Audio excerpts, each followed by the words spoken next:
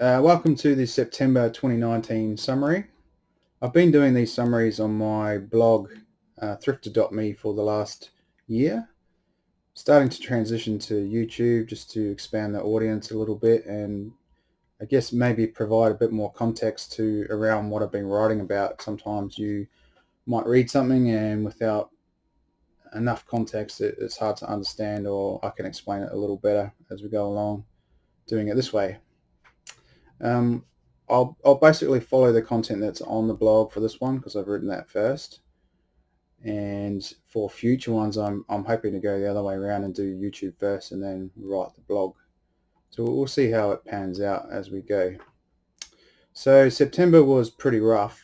Realistically for me, it's probably one of the worst months I could have chosen to start talking about on YouTube.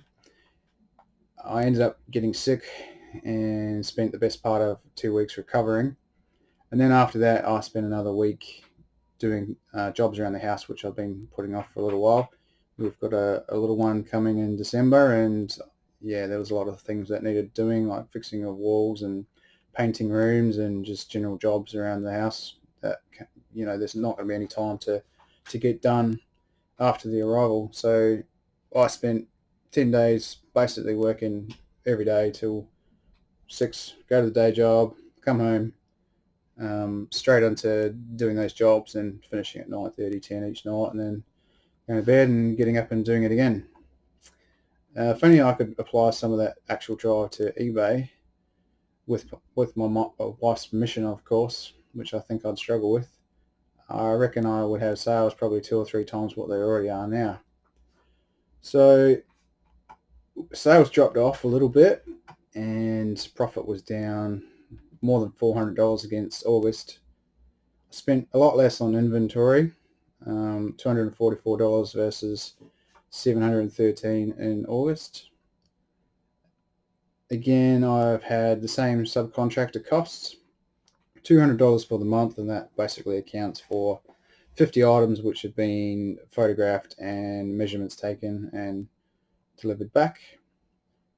After all of that, still left with $374.72 cash flow for the month. So profit minus procurement minus subcontractor costs leaves me with that cash flow. Yeah. Interestingly, I still managed to bump up the active listings by 70 items. I had 5 less sales and still managed to increase the total value of the store that's listed to $28,888. So that was an increase of over $4,000, which was good. No sales on Facebook this month. Again, I wasn't pushing it. In a lot of ways, it was quite handy because when the month started off well and trended up, and then I got sick, basically did nothing, and then dropped off, and I had minimal sales for probably 10 days, which was kind of good. Selective September was my theme for sourcing. I really didn't make any effort to go out and find items. I've got enough to get to 1,500-1,600 without having to find any more. So I really don't need to be going out and doing any anyway. But I was lucky enough to come across a whole bunch of ink in Woolworths one afternoon, just doing a normal shop, coming along on a clearance aisle. At the end was probably about 40 inks, and they were all around $1 to $3 depending on what they were. And I really couldn't believe what I was seeing, so I bought them all, and then proceeded to try and go to 4 or 5 others in the area, and they all had clearances, but nothing like what these ones were. So I'm not sure if someone had just put the wrong numbers in or wasn't quite sure what they were worth, but yeah, I feel like I've got a bit of a bargain there.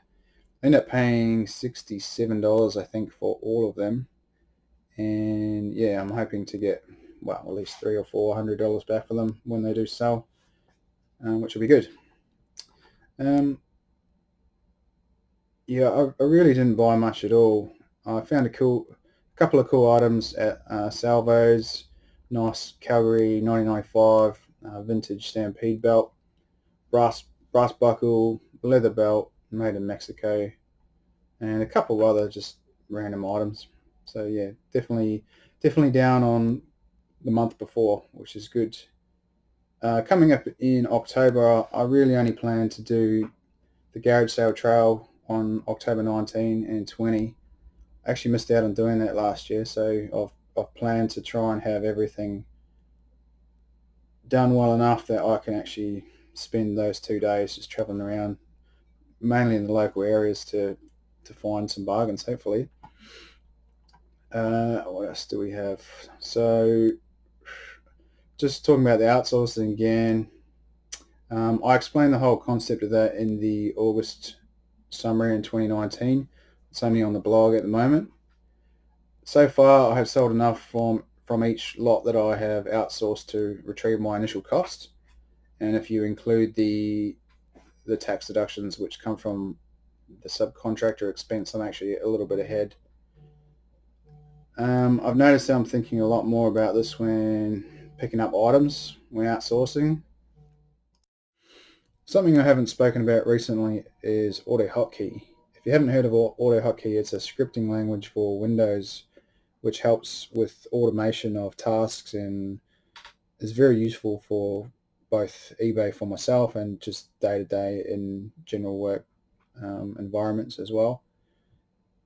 Probably, I guess, the reason I got back into it this month is we had a new team member start and I showed them a couple of the text expansions I was using and ways I could quickly send emails with only a few keystrokes. They were pretty excited by that, so they asked for some help getting that set up. I installed a watered-down version of my own script that already had some useful functions. Some others I removed as I wanted this team member to explore it a little further if they really were interested in doing some more advanced stuff with it. I guess some examples would be, imagine if you had a task that you needed to do every day that required different windows to complete it. So every morning, the old way, you would come in, turn on the computer, click through each window to open it. Maybe you had a bookmark stored on your browser somewhere. With starting any new job, sometimes you start and you feel a bit like you're struggling to find where things are. And if only you could find that a little bit quicker, you'd feel like you're more productive and more effective a lot sooner.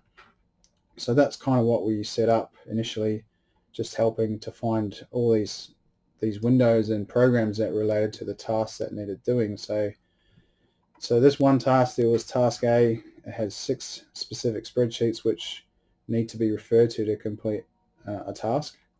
So all of the web addresses that are related to this are loaded into AutoHotkey and then tied to a shortcut key. In this case, we had it tied to Control plus G. So when those sequence of keys are triggered, all of those 6 windows launch instantly at once.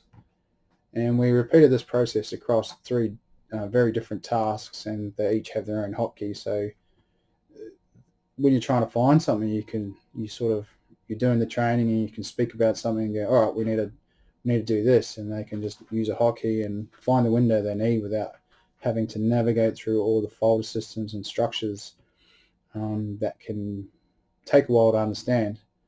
And I suppose those background ways to find things manually through your file system come later anyway, once you've got your sort of head around how things relate and where things are found.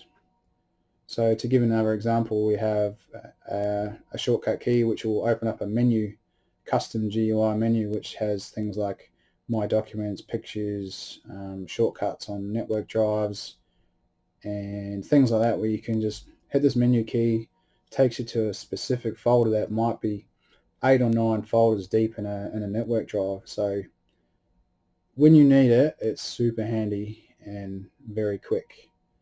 Another good example that was an innovation, really, because I've been doing the job that this team member's come in to take over for a while, probably a good couple of months. So I've created a few templates myself to speed things up. They all tied to macros within Outlook, and even having this new person come in, I found myself going, well, what if we could do that? And so to give you an example of innovation. We had an email that comes in quite regularly that needs to be forwarded on to a particular person and copied in with a group of people, and it happens probably 2 or 3 times a day. So we ended up tying a sequence of keys to the shortcut, which is like the square bracket and RR. So now when this email comes in, you can use the keyboard shortcut Alt-R, which is reply singular, or Alt-L, which is reply all. You would type the person's name, in this case it's a supervisor.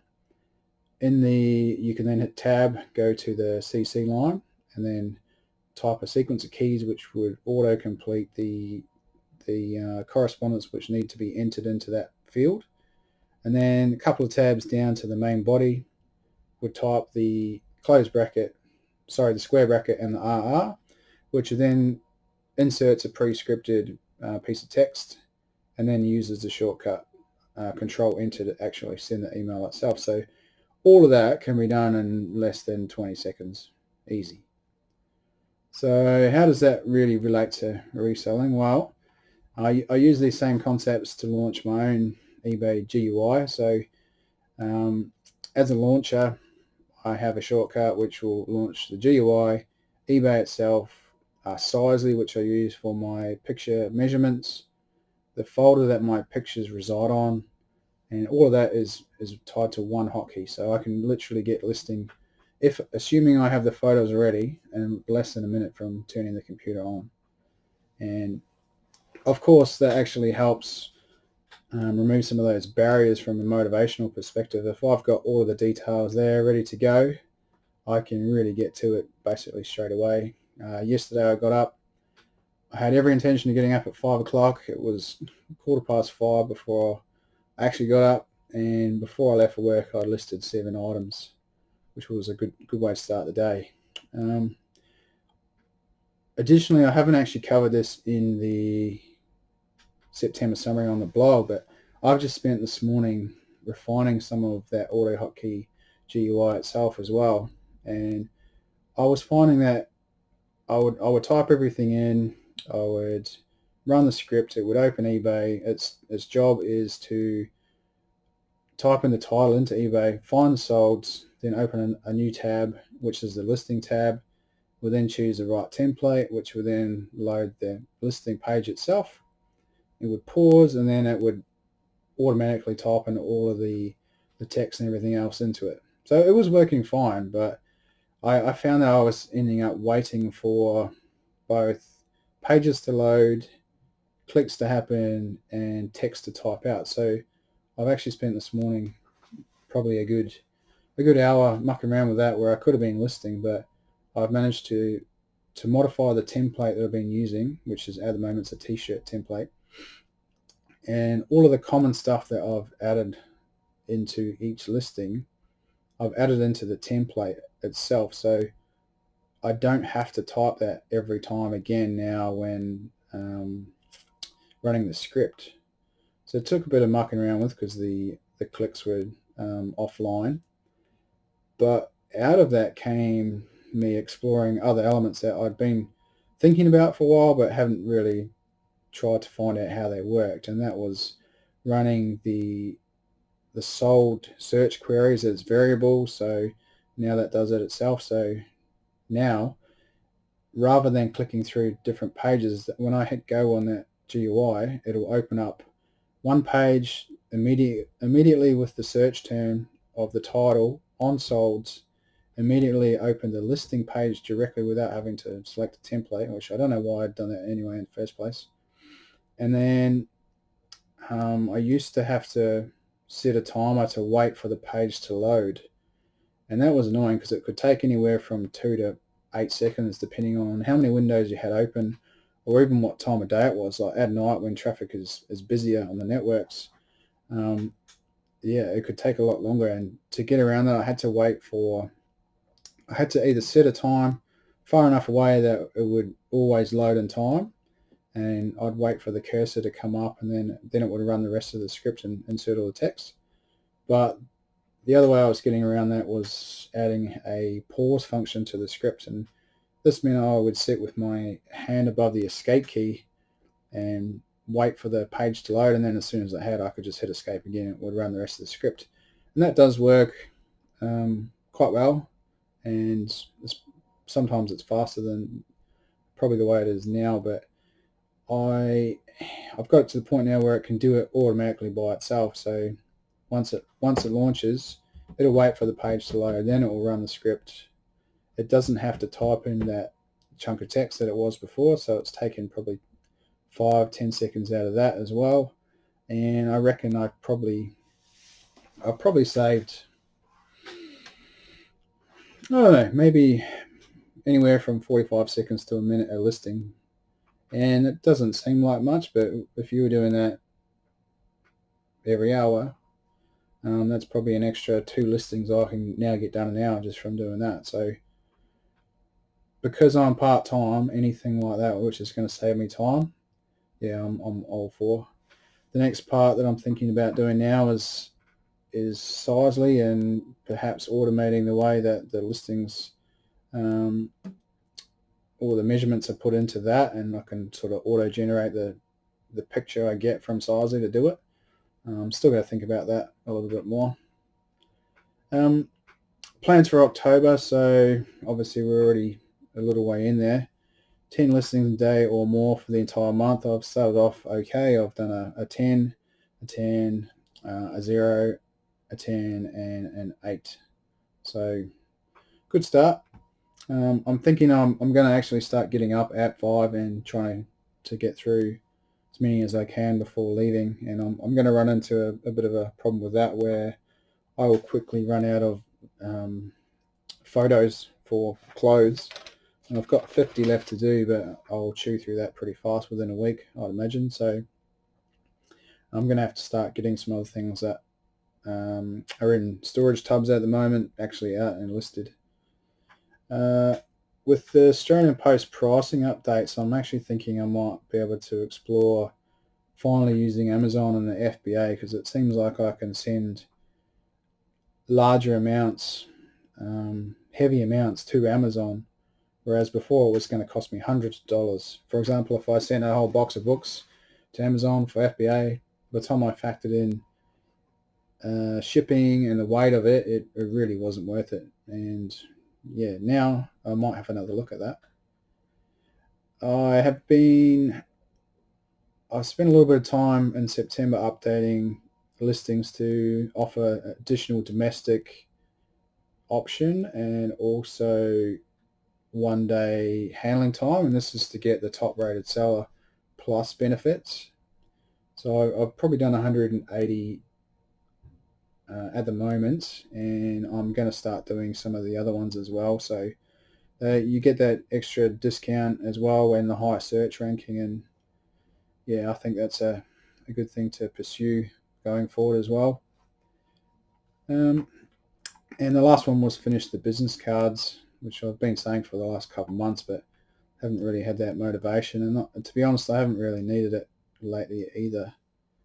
So yeah, that's about it. I'm going to cover in the next video 360 days, 365 days in for basically 1 year. So I've gone from a small store in August, September last year in 2018, 40 items maxed out, and I was taking those promotions at times, and now I've gone 12 months and basically at 845. So I'm going to talk about, I guess, a few things that I've learned in that time and how it's applied. So yeah, thanks for watching, and I will catch you in the next video.